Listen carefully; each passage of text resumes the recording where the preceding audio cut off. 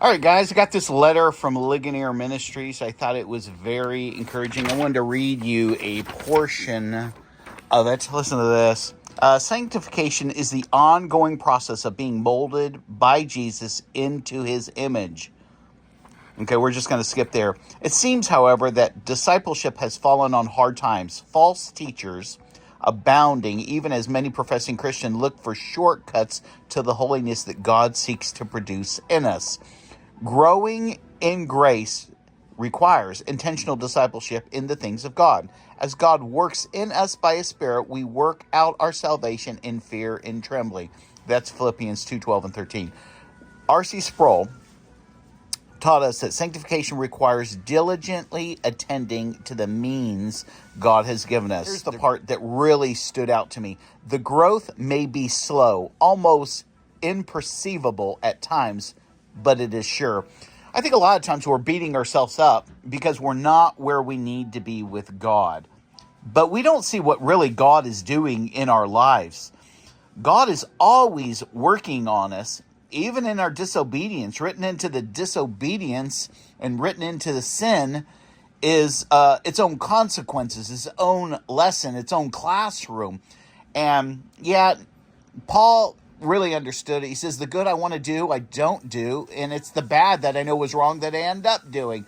It's because there's an ongoing battle in your life. The spirit wants to serve God. Your flesh wants to serve Satan, the world, and sin. And so realize this very day, that God actually is working in you, and he will bring about the changes that he wants.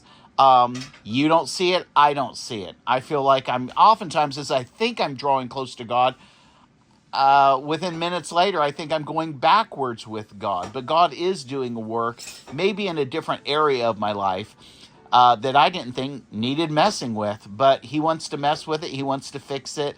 And more times than not, that's our thinking. We have stinking thinking or incorrect views of his word and of him. One of the things that I found that really helps me is going to the buffet. And you're like, Matt, what are you talking about?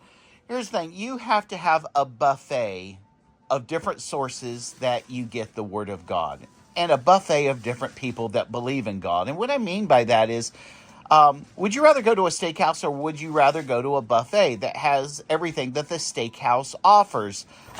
Again, this is Ligonier Ministries, good ministry. Another ministry that I absolutely love, okay, my address isn't on there, is Alistair Begg, Truth for Life. This is a powerful ministry. This guy is solid. He's dead on. And again, I like R.C. Sproul. I like Alistair Begg. I like John MacArthur. You're going to a local church. You know, you're getting fed there. We have no excuses to be fed because of all of the technology that's out today. I mean, literally, there's so much technology out today. And I don't listen to boring people. I don't. I want to listen to the best of the best. And I want them to sharpen my blade. You know, iron sharpens iron. So find a good piece of thick, strong iron to sharpen your life, and realize this. Don't beat up on yourself. God knows where you are right now. You're a 30-second prayer from getting everything straight with him. And just saying sorry, saying help me, saying direct me. God says he loves you, and he will. Thanks, guys.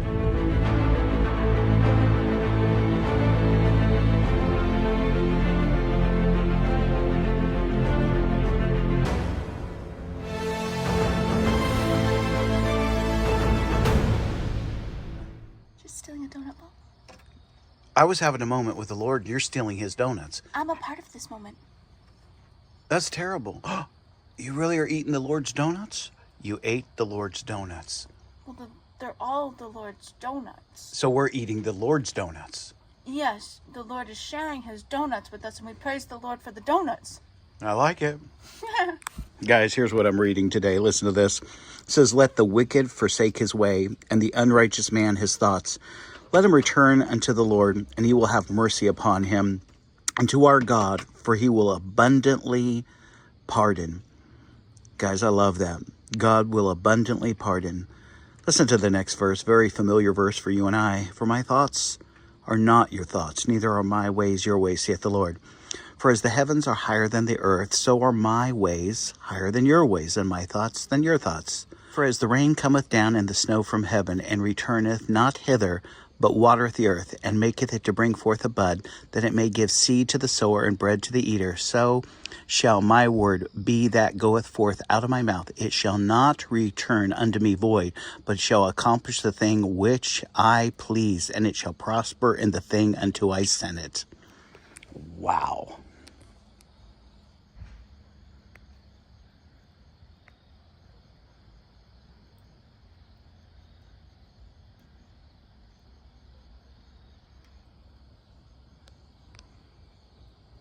My solar lights came on.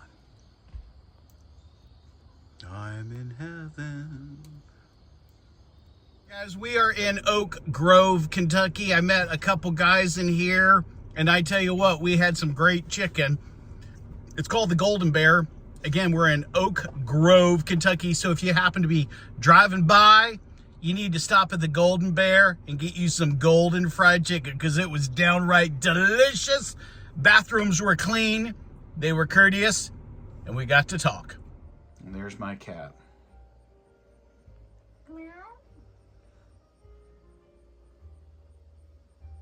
She sleeps with one eye open.